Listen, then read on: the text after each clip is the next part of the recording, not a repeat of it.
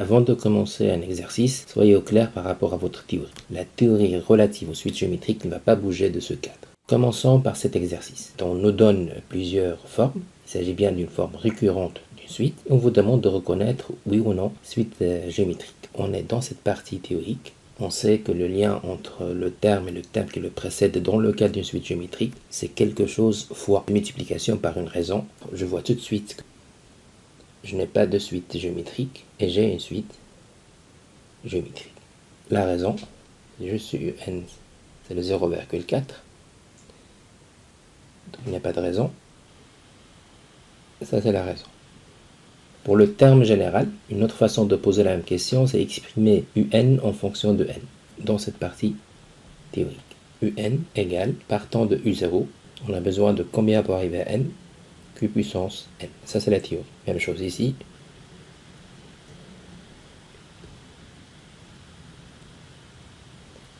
Pour cet exercice, on ne vous donne pas la forme récurrente, mais on vous donne la forme générale, le terme général d'une suite. Encore une fois, on est dans cette partie-là.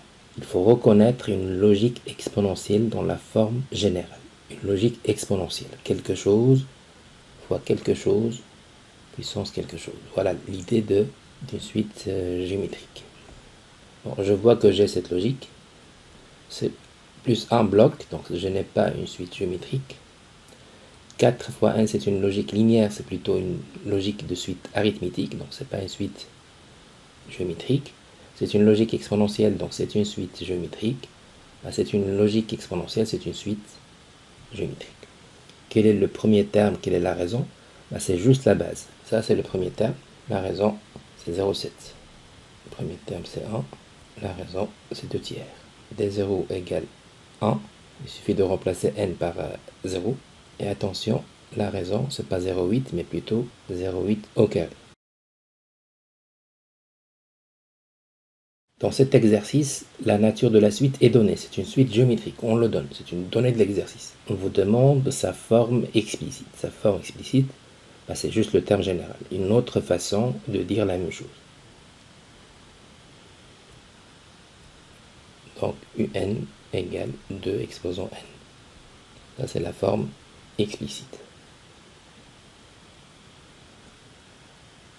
Voilà ma suite sous forme explicite. Pour cet exercice, on est dans la partie somme. Alors j'insiste, pour la somme, je suis dans cette logique de premier terme et de nombre de termes. Ça sera toujours la même chose. Pour éviter le cas particulier, on démarre avec U1. Ici, on a décidé de démarrer à U0 et on vous demande la somme des 20 premiers termes. S19. Donc on a les 20 premiers termes quand on commence à U0, donc ça va se terminer à U19. Je calcule avec cette formule. Je simplifie et je calcule. Deuxième question, la suite Vn est une suite géométrique, ça vient de cette forme récurrente. On ne donne pas l'information explicite, mais on est capable de dire que c'est une suite géométrique. Sa raison, c'est moins 0,4. Bon, on vous demande de calculer encore une fois une somme, mais qui commence à V4. Bon. Le nombre de termes, c'est 10 moins 4 plus 1, ça fait 7 termes.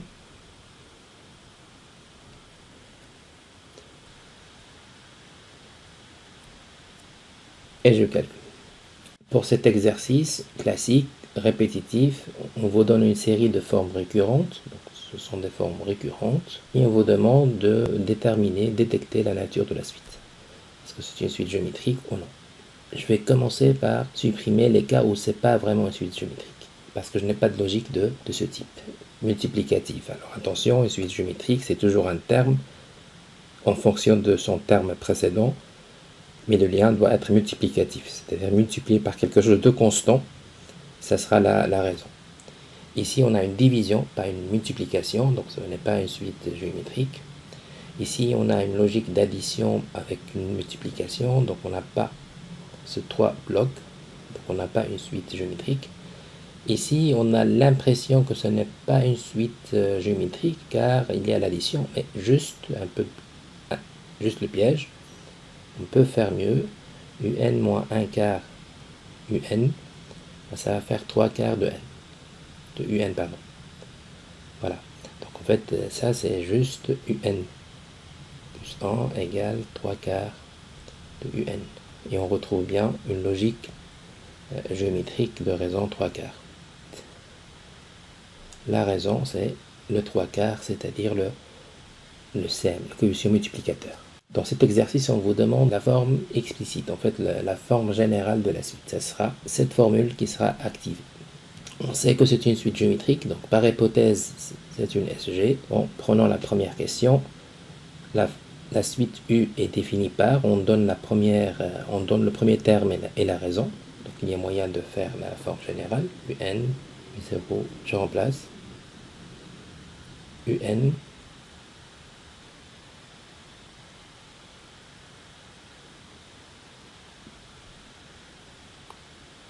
Pour cet exercice, la suite est géométrique par hypothèse. On ne donne pas la raison. Attention, on ne donne pas la raison. Et on vous demande la forme générale, ou encore une fois, une autre façon de poser la même question, écrire UN en fonction de N. Ce qu'on appelle la forme explicite de UN. Donc il y a plusieurs façons pour poser la même question. C'est très important d'être au clair par rapport aux consignes. Attention, il y a plusieurs suites possibles. Et on verra, parce que c'est un cas quand même important, on va activer cette théorie. On va calculer la première raison. Je sais que U2, je peux isoler. Pour ce cas, il n'y a pas de problème, ce sera une seule suite. On va s'attendre à plusieurs suites quand on va faire un passage à des puissances paires de la raison. Attention, quand on va faire des passages aux puissances paires de la raison, on va voir des exemples. Ici, l'écart entre U1 et U2, c'est 1, donc on n'a pas de problème, c'est juste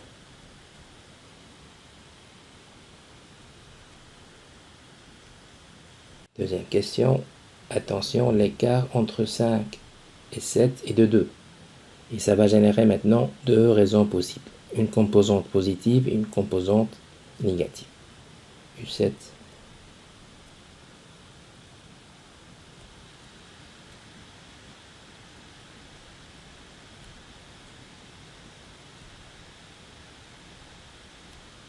Donc on a Q carré égale 1/9.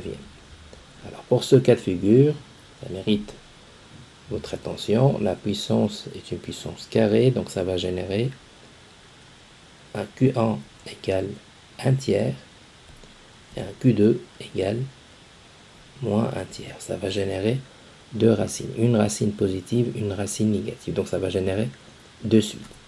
UN.